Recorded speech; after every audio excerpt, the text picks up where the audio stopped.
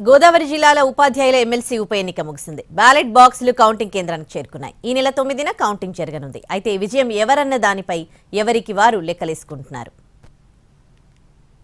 ఉభయ గోదావరి జిల్లాల teacher MLC ఉప ఎన్నికల్లో 93% పోలింగ్ నమోదైంది.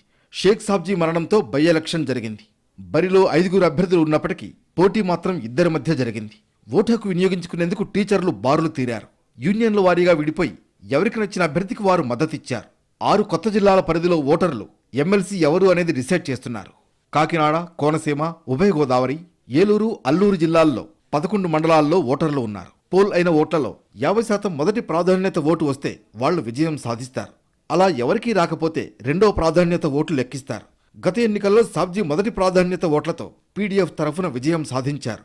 ఈసారి కూడా ఎన్నికలు ప్రతిష్టాత్మకంగా జరిగాయి. పోలింగ్ అనంతరం బ్యాలెట్ బాక్సులను కాకినాడ జేఎన్టీయూకు తరలించారు. ఈ నెల 9న అభ్యర్థుల సమక్షంలో కౌంటింగ్ జరగనుంది.